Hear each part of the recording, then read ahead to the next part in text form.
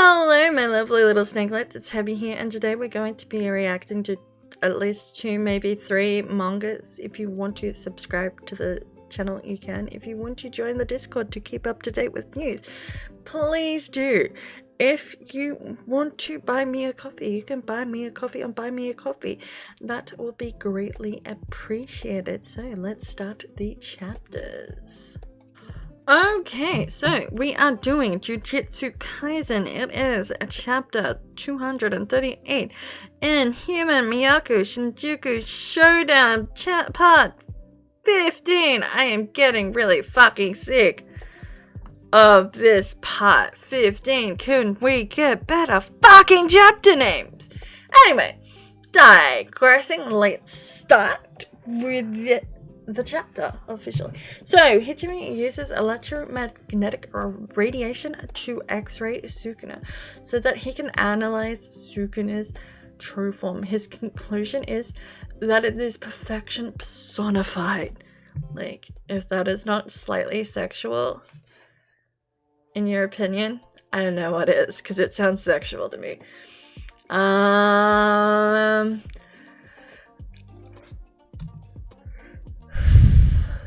The current forms they have are probably the prime. They're prime forms, so that they're at the top of their games.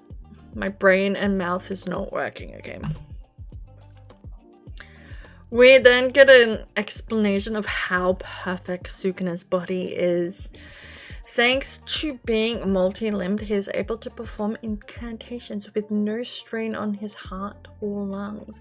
As a sorcerer, this is a great advantage to him. Not as not one of his bodily functions is hindered whatsoever. This was the form he wielded over 1,000 years ago. Wielded 1,000 years ago. Although he was only although now he's only using a replica of Kamatok that Yurizo crafted for him, and in the form from 1,000 years ago, he wielded a Kamatok and a Hitan to wipe out the Hebi Shirogwa clans along with countless squads. I'm quite sure there was more, and I don't really give a shit even though I'm looking. What was it? Sukuna annihilated the Sun and Moon squads along with the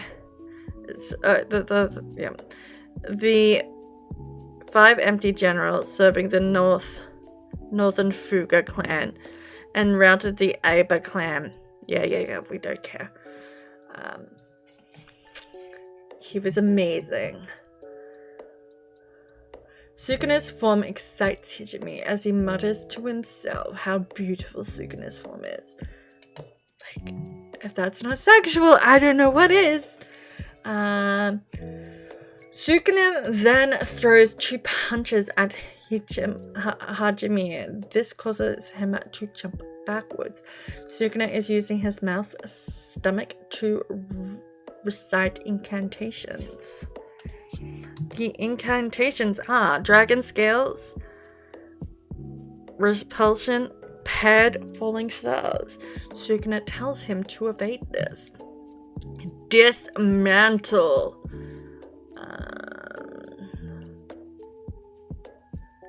And then releases the attack on Hijimi. This is the attack that killed Gojo. Sukuna tells Hijimi about a person who tried to teach him about love, as in her words, it was something he knew nothing about.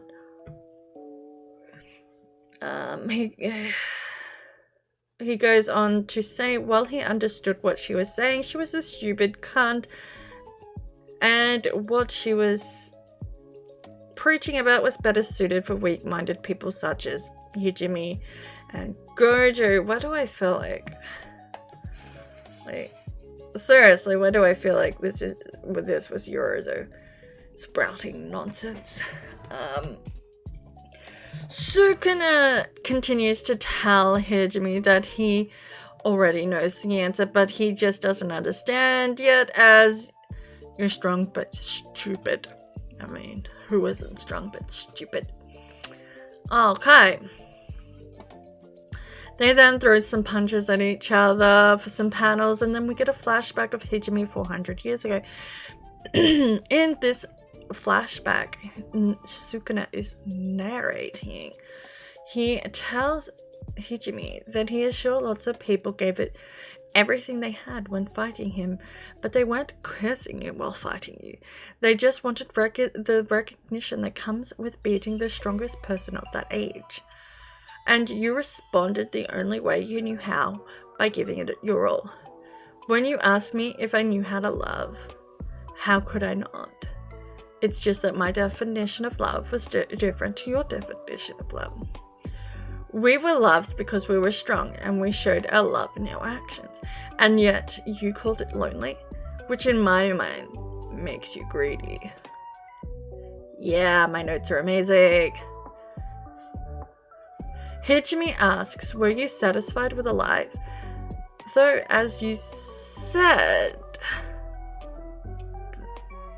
No, Hijimi then asks, were you really satisfied with your life? As you said, because you turned yourself into cursed objects and watched time go by. Now, I really think it would be funny if it wasn't Sukuna's choice to turn himself into a cursed object. I think it would be the people that concealed him that turned him into a cursed object. That would be funny. Yeah. Sukuna goes on to say love was worthless, and I assure you, but I did as I pleased and never needed any hoe. Hijimi says that sounded like you had a shit ton of fun.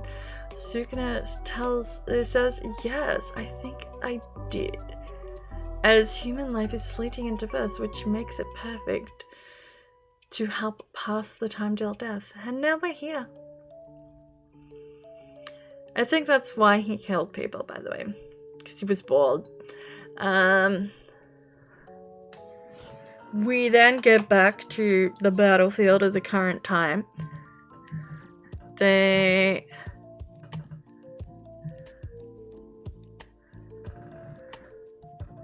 And Sukuna notices that Kenji's domain has released or exploded. I don't know what the fuck. Where am I? Yeah, and freed him and Itami.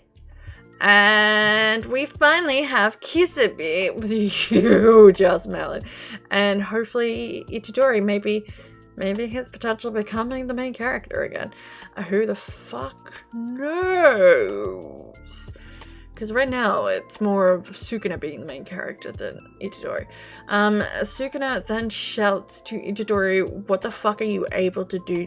What the fuck are you about to do now, brat? You're useless, you're a piece of shit. Now, if you want to subscribe to the channel, please do. If you want to join the Discord, you can, to keep up with keep up to date with news and scan drops. And if you want to buy me a coffee, you can. Bye.